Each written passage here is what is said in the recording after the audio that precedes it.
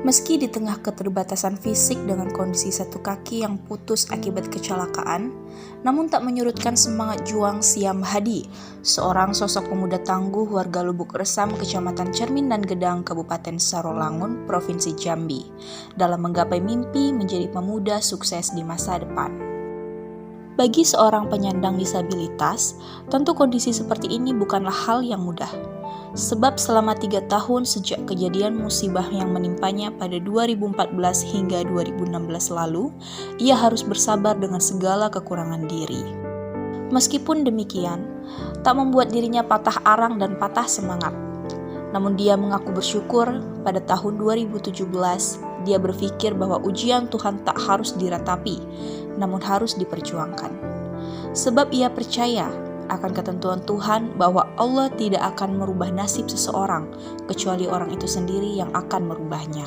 Saya melihat dari keadaan orang tua saya itu orang tidak mampu. Jadi otomatis saya itu harus cari ada peluang yang bisa menghasilkan uang gitu kan.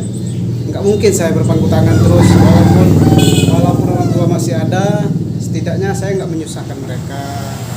Seiring berjalannya waktu, Hadi pun mencari informasi lewat browsing di internet, tempat kursus bagi para penyandang cacat.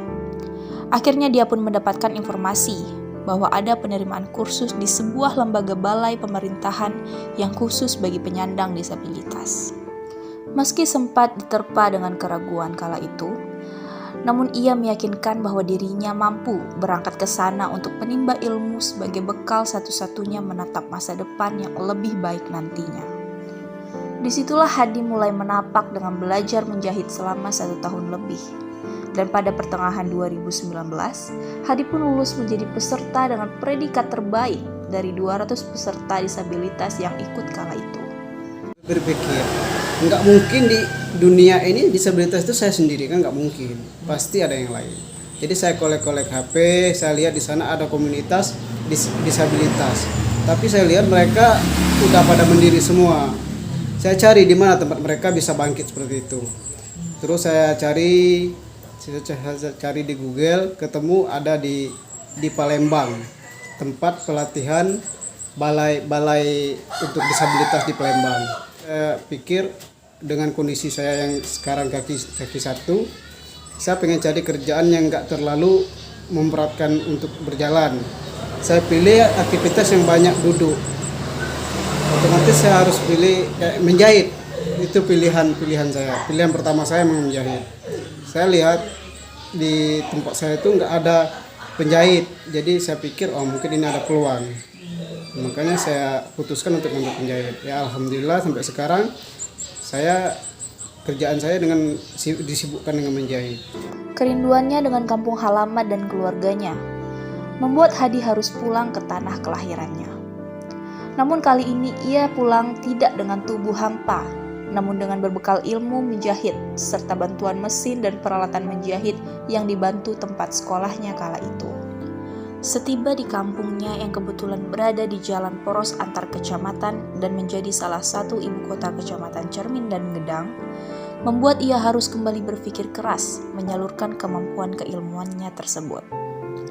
Selama sekian bulan, Hadi pun mencari modal untuk membuka usaha kecil rumahan yang hingga kini terus berkembang. Menariknya, di kecamatan tempat tinggalnya itu ada banyak tukang jahit. Namun penjahit yang serba bisa menjahit pakaian anak, laki-laki maupun perempuan, hanya sedikit jumlahnya. Hanya saja, saat ini keterbatasan biayalah yang menjadi penghalang untuk Hadi bisa mengembangkan usahanya. Karena diperlukan modal yang sangat besar untuk bisa mengembangkan suatu usaha. Sebab ia mengaku menyadari, lahir dari keterbatasan ekonomi orang tua yang kurang mampu, ditambah lagi dengan keterbatasan fisik yang tak sama seperti masyarakat normal. Tentu itu menjadi pecutan baginya untuk terus bisa berjuang mengejar cita-citanya. Di akhir perbincangan, sambil bergumam dengan mata berlinang, Siam Hadi juga menuturkan bahwa kisahnya itu bukanlah sebuah ujian, namun bentuk kasih sayang Tuhan padanya agar berjuang menolak menyerah dengan keterbatasan.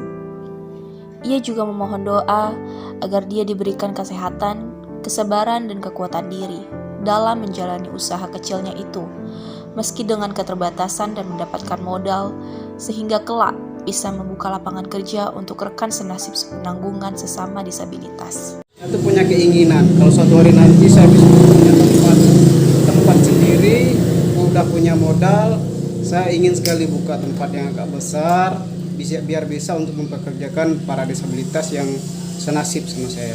Pesan saya untuk disabilitas sama seperti saya, kita tuh jangan takut. Karena kalau kita takut, kita nggak akan berubah. Karena yang mengubah nasib kita itu ya kita sendiri. Saya tuh sudah ngerasakannya. Waktu saya nggak bisa ngapa-ngapa ya saya cuma segitu aja. Waktu saya udah bisa beraktivitas, bangkit dan punya tekad, ya saya alhamdulillah nggak lagi meributkan orang tua. Saya udah bisa cari uang sendiri, nggak lagi tergantung dengan minta-minta dengan orang tua kayak gitu. Semoga disabilitas seluruh Indonesia ini, khususnya Kabupaten Sarolangun, bisa juga bangkit. Tunjukkan siapa kita. Disabilitas itu orang hebat. Disabilitas itu kuat.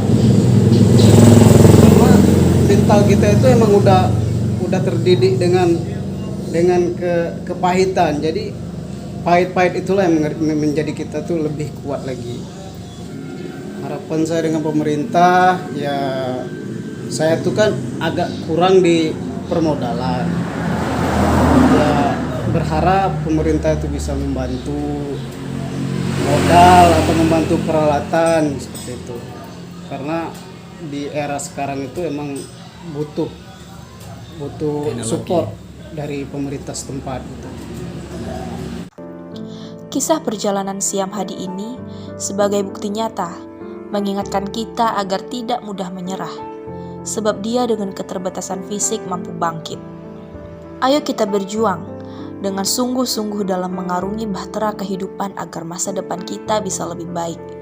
Jangan mengeluh dengan keadaan, sebab keadaan tidak untuk diratapi dan disesali, namun harus menjadi pompa semangat diri dalam mengejar mimpi.